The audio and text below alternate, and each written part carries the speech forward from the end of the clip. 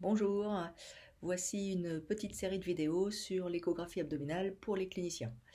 Le but, c'est pas du tout de devenir radiologue, c'est juste d'avoir quelques éléments sur l'échographie qui nous permettent d'avancer dans nos prises en charge au quotidien. Alors comme je présume que vous êtes ceinture blanche, que vous n'avez pas beaucoup de notions, je vous rappelle quelques petits éléments qui vont vous être utiles par la suite. Comment on choisit la sonde?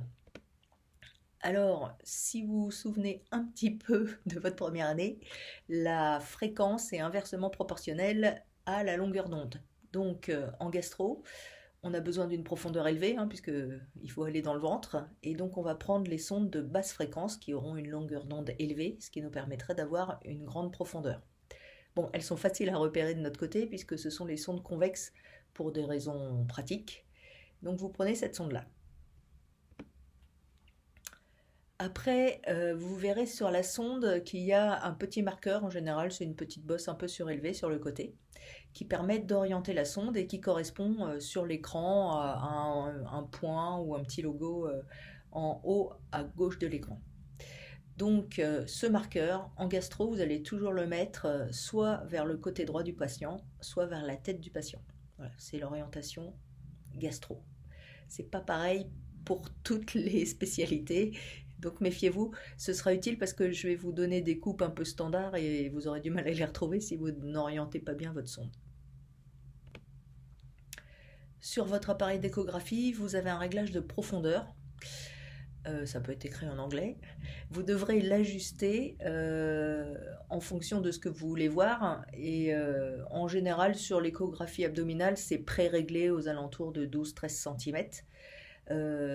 Sinon, vous ajustez. Si vous avez un patient très épais ou très mince, il faut ajuster et en fonction de ce que vous allez viser. Vous avez un autre réglage qui est le gain. Ça donne un peu la brillance. Ça amplifie le signal. Mais alors attention, ça amplifie certes le signal de ce que vous voulez voir, mais ça amplifie aussi ce que vous ne voulez pas voir, éventuellement des artefacts. Donc c'est pas de mettre du gain à fond qui vous allez avoir une image toute grise, ça va pas vous aider. Donc il faut l'utiliser avec parcimonie. Et surtout, en fait, il faut le baisser si vous voyez que l'urine ou la vésicule biliaire, enfin les choses qui contiennent du liquide, ou la veine cave, ne sont pas noires. Parce que le liquide doit être noir à l'écran pour pouvoir bien analyser. Alors, on va après voir des choses de différentes écogénicités, c'est-à-dire c'est plus ou moins gris clair, gris foncé, noir ou blanc. En fait, l'écogénicité, il n'y a pas vraiment de référence, il n'y a pas de norme. On va dire que c'est hyper ou hypoécogène par rapport à un autre organe. Donc là, par exemple, vous avez une couve de foie, le diaphragme la- est une bande très hyperécogène, c'est une interface réflective, on dit. Une veine sushépatique là que vous voyez où dedans il y a du sang, donc c'est noir puisque c'est du liquide. Et enfin le foie, c'est un milieu tissulaire avec un piqueté fin. Donc à chaque fois, vous essayerez de voir l'écogénicité, par exemple du foie par rapport à celle du rein. Ce qui voilà, va vous être utile pour, par exemple, voir s'il y a une stéatose hépatique. Dans ce cas-là, le foie peut être hyperécogène. Alors je vais juste vous citer quelques artefacts parce qu'en fait en échographie on voit des choses qui existent, mais on voit également ce qu'on appelle des artefacts, c'est-à-dire des fausses images construites par le système. Certains artefacts peuvent être utiles. Alors par exemple, un artefact qu'on utilise pour affirmer la nature liquidienne, par exemple d'un kyste dans le foie, ça va être le renforcement postérieur. Là, vous avez une image en haut, là, vous avez du foie. Après, il y a la vésicule, qui est liquidienne. Et vous voyez derrière la vésicule, il y a un aspect hyperécogène, plus écogène que le foie qui est au-dessus de la vésicule, alors qu'en fait, c'est du foie sain pareil, de la même consistance.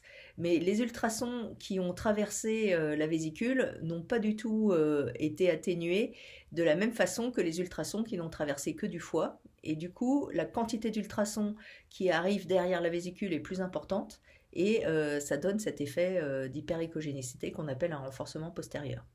Donc c'est très utile par exemple dans le foie quand on voit une petite lésion hypoéchogène, si on a un doute sur le fait que c'est un kyste liquidien totalement bénin ou une tumeur plus embêtant, le fait d'avoir un renforcement postérieur va vous orienter vers une tumeur, vers un kyste liquidien bénin.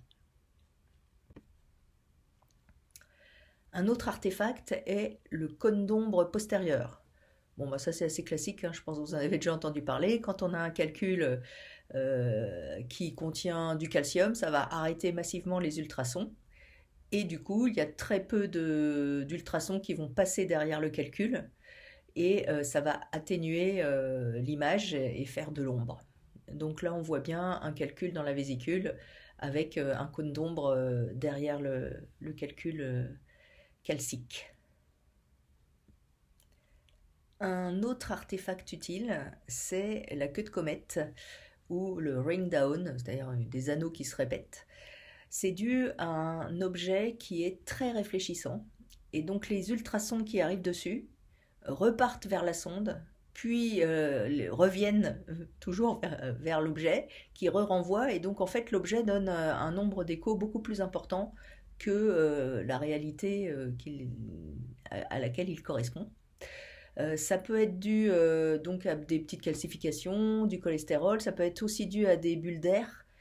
Dans ce cas-là, la bulle va faire réfléchir les ultrasons à l'intérieur qui va donner toute une série d'ultrasons qui vont projeter une image qui n'est pas existante, qui va constituer donc la fameuse queue de comète. Alors en pratique, vous allez voir à quoi cela correspond. Là, vous avez sur la première image le foie gauche et en dessous le duodénum dans lequel il y a de l'air chez un malade non à jeun. Et donc vous voyez un contenu un peu hyperéchogène dans le duodénum, un peu hétérogène. Souvent c'est un peu mobile, ça bouge. Et puis toute une queue de comète derrière qui voilà, projette des ultrasons. Quelquefois, on peut avoir le doute avec une lithiase vésiculaire, des calculs, mais si on était dans la vésicule, parce qu'elle n'est pas très loin, en fait, on aurait des cônes d'ombre et pas une queue de comète. La deuxième image, c'est une adénomyomatose, c'est une petite excroissance cholestérolique de la vésicule bénigne qui donne cette image-là. Et puis enfin, le LPAC syndrome, ce sont des gens qui font des calculs de cholestérol intrahépatique, c'est une maladie génétique qui donne des aspects de queue de comète au milieu du foie.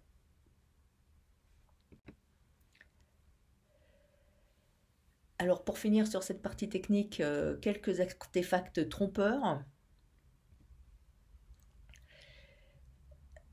Là, c'est une vésicule, mais ce ne sont pas des cônes d'ombre dus à des calculs, mais ce sont des effets de bord, c'est-à-dire que, comme vous le voyez sur l'image, les ultrasons arrivent, et quand ils arrivent sur les bords d'une structure ovalaire ou arrondie, ils vont être réfléchis, si bien qu'il y a une zone qui ne va pas recevoir d'ultrasons au niveau des bords de la structure arrondie.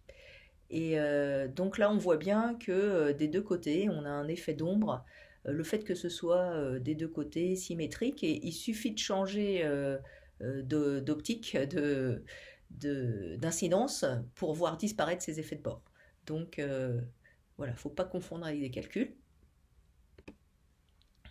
Les échos de répétition, c'est un petit peu ce qu'on a dit au sujet des queues de comète. Là, c'est une image d'un cathéter qui est dans une veine. En fait, le cathéter, il a que deux parois, hein. Et vous avez l'impression qu'il y a au moins 3, 4, 5 cathéters, hein, parce que les ultrasons se répètent en permanence.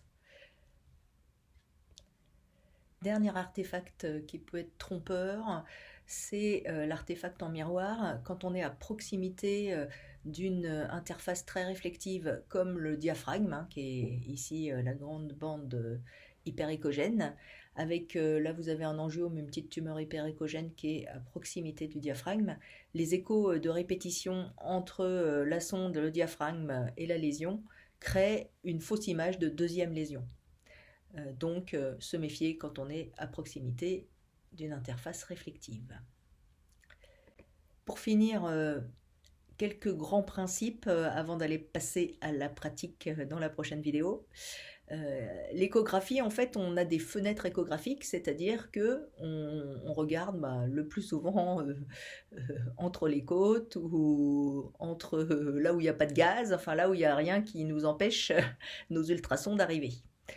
Donc on ne peut pas vraiment tout voir. On va essayer de voir par toutes les fenêtres parce que ça nous permet comme ça de bien, le mieux possible appréhender les objets.